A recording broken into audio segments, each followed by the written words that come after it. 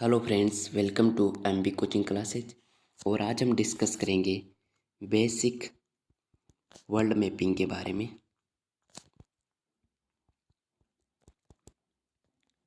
Basic world mapping के बारे में डिस्कस करेंगे। आपको मैप पर दो चीज़ दिखाई दे रही होगी, एक तो है लैंड मास, दूसरा है ओशियन यानी महासागर। लैंड मास जैसे north America, south America, Africa, middle east, Europe, Asia, Australia. और ओशियन में आपको ये साउथ पैसिफिक, ये north Pacific ocean, north Atlantic, south Atlantic, Indian ocean, southern ocean, Arctic ocean. आपको जितने भी ये लैंड मास दिखाई दे रहे हैं उन्हें कहा जाता है कॉन्टिनेंट। और टोटल वर्ल्ड में 7 कॉन्टिनेंट है, उनको हम एरिया वाइज डिस्कस करते हैं। तो हमारा पहला कॉन्टिनेंट है, जो सबसे बड़ा कॉन्टिनेंट है, वो है एशिया। एशिया पहले स्थान पर। एशिया के बाद दूसरा सबसे बड़ा कॉन्टिनेंट है, वो है अफ्रीका। अफ्रीका दूसरे स्थान पर। इसके बाद तीसरा सबसे बड़ा कॉन्टिनेंट है, वो है नॉर्थ अमेरिका। उसके बाद हमारा चौथा सबसे बड़ा कॉन्टिनेंट है, वो है साउथ अमेरिका। उसके बाद हमारा पांचवा यहाँ पर साउथ में है अंटार्कटिक। और छठा है हमारा यूरोप। और उसके बाद हमारा सातवां है ऑस्ट्रेलिया। तो टोटल 7 कॉन्टिनेंट है, उनमें सबसे बड़ा है एशिया, उसके बाद है अफ्रीका, फिर है नॉर्थ अमेरिका, फिर चौथा है साउथ अमेरिका, फिर हमारा पांचवा है अंटार्कटिका, फिर छठा है यूरोप और सातवां है ऑस्ट्रेलिया। आप दो नाम सुनते होंगे, एक तो यूरेशिया, दूसरा ओसेनिक। ओसेनिक ये दोनों कॉन्टिनेंट नहीं है। यूरेशिया क्या है उसके बारे में डिस्कस करते हैं। जैसा कि आप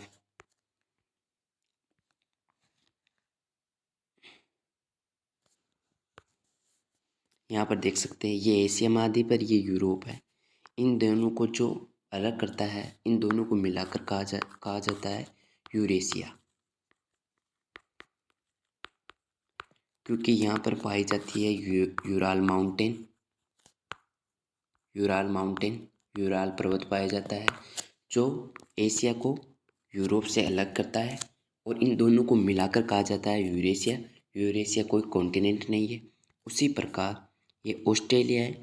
ऑस्ट्रेलिया के जो आसपास आपको द्वीप समूह, आइलैंड, छोटे छोटे ग्रुप दिखाई देंगे, उनको मिलाकर कहा जाता है ओसेनिका। और ओसेनिका मुख्यतः 4 पार्ट है ओसेनिका में।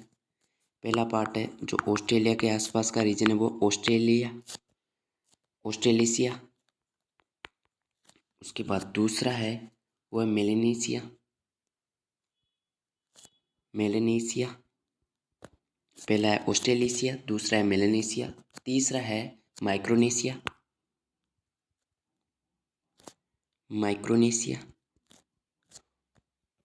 और चौथा है हमारा पोलोनेशिया। तो टोटल 4 भागों से मिलकर बना होता है ये ओसेनिका। पहला है ऑस्ट्रेनेशिया, दूसरा है मेलेनेशिया, तीसरा है माइक्रोनेशिया, चौथा है पोलिनेशिया।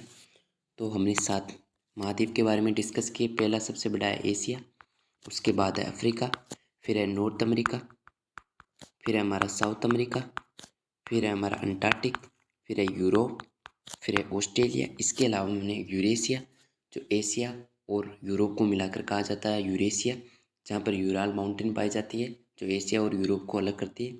उसके बाद हमने डिस्कस किया ओसेनिका में।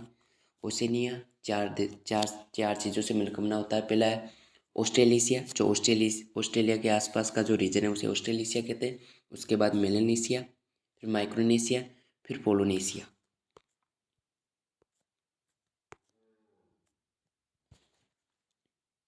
तो हमने एरिया वाइज डिस्कस कर चुके हैं, जिसमें हमारा पहला कॉन्टिनेंट था एशिया, उसके बाद दूसरा कॉन्टिनेंट था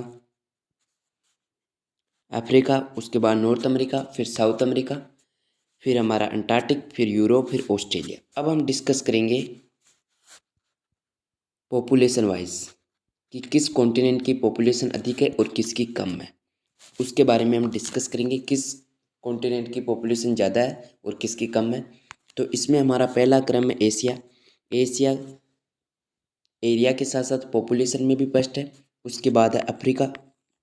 अफ्रीका के बाद में है तीसरा है यूरोप। और एरिया में तीसरा था नॉर्थ अमेरिका, लेकिन पॉपुलेशन में तीसरा है यूरोप। उसके बाद हमारा चौथा है नॉर्थ अमेरिका। उसके बाद हमारा पांचवा है साउथ अमेरिका। उसके बाद हमारा छठा है ऑस्ट्रेलिया और सातवां है अंटार्कटिक ओशियन। तो ये तो है हमारे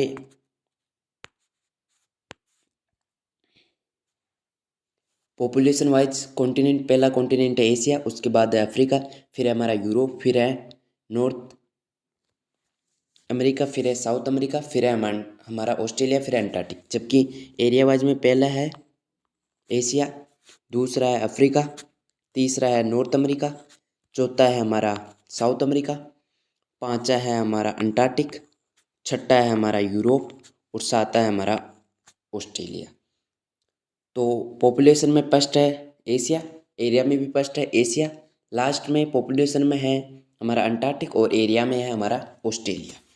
अब हम डिस्कस करते हैं ओशियन यानी सागर के बारे में, महासागर के बारे में।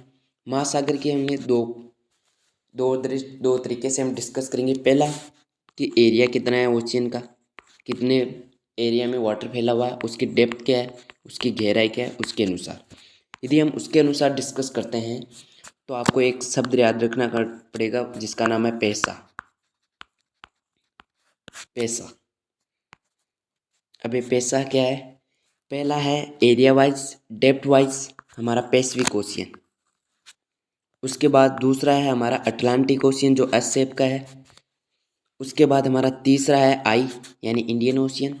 फिर हमारा चौथा है एस यानी साउदर्न ओशियन जिसे हम अंटार्कटिक ओशियन भी कहते हैं। और हमारा पांचवा है आर्कटिक ओशियन, किसमें? एरिया और डेप्थ में। अब हम डिस्कस करते हैं कोस्टल लाइन के आधार पर। कोस्टल लाइन मतलब कौन सा महासागर कितनी कोस्ट लाइन शेयर करता है। जैसे ये कोस्ट लाइन, ये ऑस्ट्रेलिया है, इंडियन ओशियन इसके साथ कितनी कोस्ट लाइन शेयर करता है। उसमें हमने पहले एरिया वाइज में लिखा था पैसा। अब इसके लिए हमें पैसा ही लिखना, लेकिन जो ये अंतिम के दो शब्द है, दो वर्ड है, उनको उल्टा कर देना है पैसा। पैसा के अनुसार क्या है कि पहला है पैसिफिक ओशियन, फिर से पैसिफिक ओशियन है। दूसरा है फिर अटलांटिक ओशियन, तीसरा है हमारा इंडियन ओशियन, फिर चौथा है अब आर्कटिक ओशियन आ जाएगा कोस्टल लाइन के एरिया में। कोस्टल लाइन सबसे ज़्यादा आर्कटिक ओशियन शेयर करता है, किसकी तुलना में? साउथर्न ओशियन में।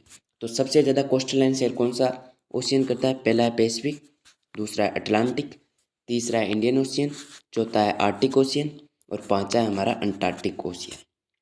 अब हम डिस्कस करते हैं कॉन्टिनेंट को कंट्री वाइज।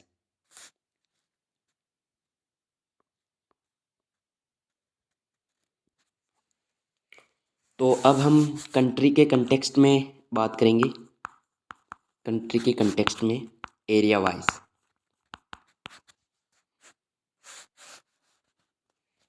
कंट्री के कंटेक्स्ट में हम देखेंगे एरिया वाइज।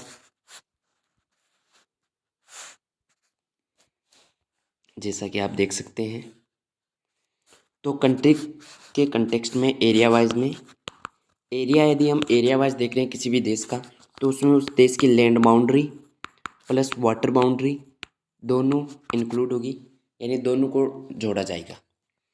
तो भारत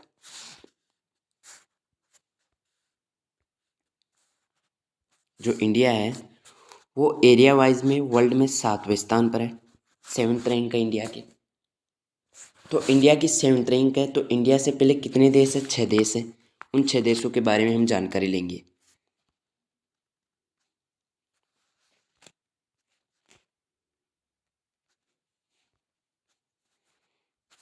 जो हमारा पहला देश है वो है रसिया। एरिया वाइज में रसिया सबसे बड़ा देश है। उसके बाद हमारा दूसरा देश है कनाडा। कनाडा एरिया वाइज में सबसे सेकंड बड़ा देश है। उसके बाद तीसरा है चाइना। उसके बाद हमारा चौथा है USA, United state of America. उसके बाद हमारा पांचवा है ब्राज़ील। ब्राज़ील हमारा पांचवा सबसे बड़ा देश है। उसके बाद छठा है हमारा ऑस्ट्रेलिया और सातवां है इंडिया। तो ये 7 बड़े देश है एरिया वाइज में। तो पहला है रसिया, उसके बाद दूसरा है कनाडा, तीसरा है हमारे पास चाइना, चौथा है यूनाइटेड स्टेट ऑफ अमेरिका, पांचवा है हमारा ब्राज़ील और छठा है हमारा ऑस्ट्रेलिया और सातवां है इंडिया। अब हम देखेंगे आठवें स्थान पर है हमारा अर्जेंटीना।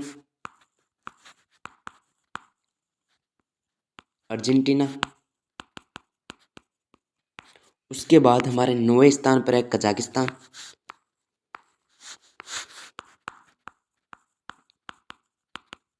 कजाकिस्तान। उसके बाद हमारे 10वें स्थान पर है अफ्रीका कॉन्टिनेंट में, एक यहाँ पर देश आपको दिखाई दे रहा होगा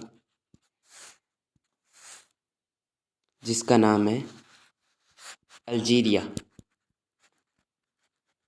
तो अल्जीरिया देश है वो हमारा 10वां सबसे बड़ा देश है। तो हम याद कर लेते हैं कि पहला सबसे बड़ा देश कौन सा है, रसिया। उसके बाद दूसरा सबसे बड़ा देश कौन सा है, कनाडा। पहला रसिया, फिर कनाडा, फिर चाइना, फिर यूएसए। उसके बाद फिर हमारा पांचवा है ब्राज़ील, छठा है ऑस्ट्रेलिया और सातवां है हमारा इंडिया, आठवां है अर्जेंटीना, नौवां है कजाकिस्तान और 10वां है अल्जीरिया। ये तो पूरे वर्ल्ड में सबसे बड़े देश हो गए। अब हम कॉन्टिनेंट वाइज मतलब किस महाद्वीप में कौन सा सबसे बड़ा देश है उसके बारे में हम डिस्कस करेंगे। तो हमारा पहला महाद्वीप है, यह है नॉर्थ अमेरिका महाद्वीप। नॉर्थ अमेरिका में सबसे बड़ा देश है कनाडा। उसके बाद दूसरा सबसे बड़ा देश है United state of America. Continent wise में नॉर्थ अमेरिका कॉन्टिनेंट में सबसे बड़ा देश है कनाडा। उसके बाद दूसरा है यूनाइटेड स्टेट ऑफ अमेरिका। अब हम डिस्कस करेंगे एशिया महाद्वीप में।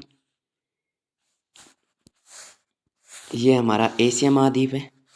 एशिया महाद्वीप में सबसे बड़ा देश है रसिया, जो वर्ल्ड में भी सबसे बड़ा देश है और एशिया कॉन्टिनेंट में भी सबसे बड़ा देश है, वो है हमारा रसिया।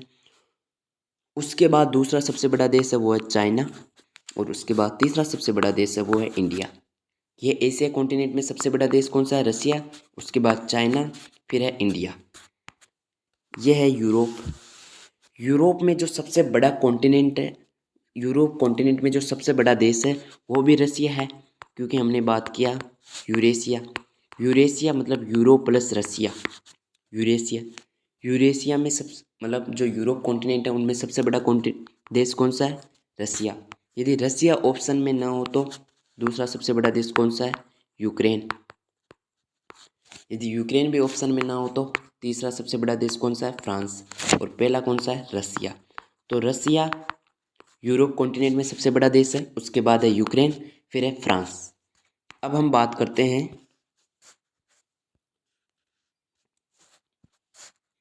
अफ्रीका महाद्वीप की। ये अफ्रीका कॉन्टिनेंट है। अफ्रीका कॉन्टिनेंट में सबसे बड़ा देश कौन सा है, अल्जीरिया। उसके बाद हम बात करते हैं ऑस्ट्रेलिया कॉन्टिनेंट में। ऑस्ट्रेलिया कॉन्टिनेंट में सबसे बड़ा देश कौन सा है, ऑस्ट्रेलिया ये। उसके बाद अंटार्कटिक कॉन्टिनेंट में अंटार्कटिक है। तो हमने वर्ल्ड के टॉप 10 कंट्री जो एरिया में सबसे बड़े हैं उनमें पहला है रसिया, फिर कनाडा, फिर चाइना, फिर यूएसए, फिर ब्राज़ील, फिर ऑस्ट्रेलिया, फिर इंडिया, फिर अर्जेंटीना, फिर हमारा अर्जेंटीना के बाद कजाकिस्तान, फिर अल्जीरिया। ये टॉप 10 कंट्री है जो सबसे बड़ी कंट्री है in the world on the basis of area. उसके बाद कॉन्टिनेंट में नॉर्थ अमेरिका कॉन्टिनेंट में सबसे बड़ी कौन सी है, कनाडा। उसके बाद यूएसए। साउथ अमेरिका कॉन्टिनेंट में सबसे बड़ी कौन सी है, ब्राज़ील। उसके बाद अर्जेंटीना। एशिया में सबसे बड़ी कंट्री कौन सी है, वो है हमारी रसिया। उसके बाद चाइना, फिर इंडिया। यूरोप में सबसे बड़ी कंट्री कौन सी है, वो भी रसिया। उसके बाद यूक्रेन, फिर फ्रांस। और ऑस्ट्रेलिया कॉन्टिनेंट में ऑस्ट्रेलिया ये, और अर्जेंटीना अंटार्कटिक कॉन्टिनेंट में अंटार्कटिक ये। अब हम बात करते हैं कजाकिस्तान के बारे में। यदि आपसे पूछे कि वर्ल्ड की सबसे बड़ी लैंड लॉक्ड कंट्री कौन सी है, लार्जेस्ट लैंड लॉक्ड कंट्री कौन सी है, तो वह है हमारी कजाकिस्तान। लैंडलॉक यानी उसके चारों तरफ पानी नहीं है, ज़मीन ही ज़मीन है। आप कजाकिस्तान के बारे में देख सकते हैं। तो वर्ल्ड की सबसे बड़ी लैंडलॉक कंट्री कौन सी है? कजाकिस्तान है। अब हम बात करते हैं वर्ल्ड के स्मॉल सब एरिया में सबसे छोटे देशों के बारे में।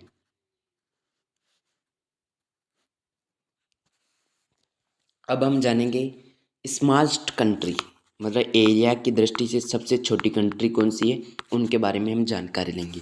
तो हमारी पहली कंट्री है वो है वेटिकन सिटी। वेटिकन सिटी जो कहाँ पर दिखाई देती है? इटली के नज़दीक है ये देश, जिसका नाम है वेटिकन सिटी। ये सबसे स्मॉल कंट्री है इन द वर्ल्ड। उसके बाद हमारी जो दूसरी स्मॉल कंट्री है वो है Monaco. Monaco, not Morocco. Morocco south Africa में, सॉरी अफ्रीका कॉन्टिनेंट में स्थित है। और मोनाको ये आपको दिखाई देगी यूरोप में, फ्रांस के नज़दीक, नियर फ्रांस के नज़दीक मोनाको कंट्री दिखाई देगी। और पहली सबसे छोटी कंट्री कौन सी? वेटिकन। दूसरी है मोनाको। और तीसरी है हमारी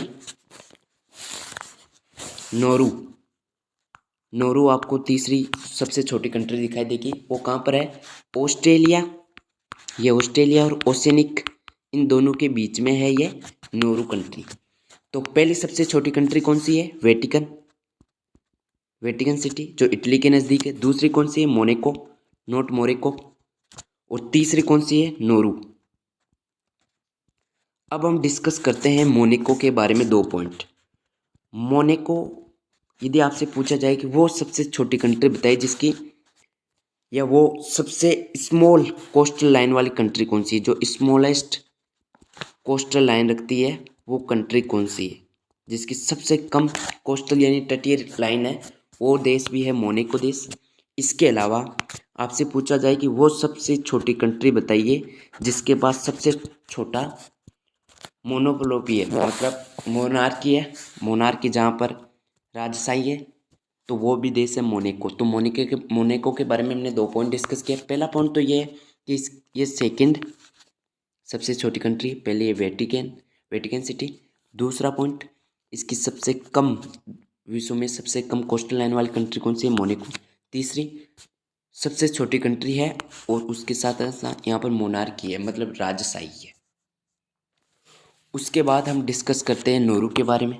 यदि नोरू के बारे में पूछा जाए कि सबसे छोटी कंट्री बताइए जहाँ पर रिपब्लिक है, मतलब वहाँ पर इलेक्टेड होते हैं प्रेसिडेंट, तो वो कंट्री कौन सी है? हमारी नोरू। और नोरू कहाँ है? ये ऑस्ट्रेलिया और ओशियनिक के बीच में है। अब हम ये हमने मेजर डिस्कस कर लिए हैं। अब हम डिस्कस करते हैं इन लाइनों के बारे में जो आप मैप पर देख रहे हैं।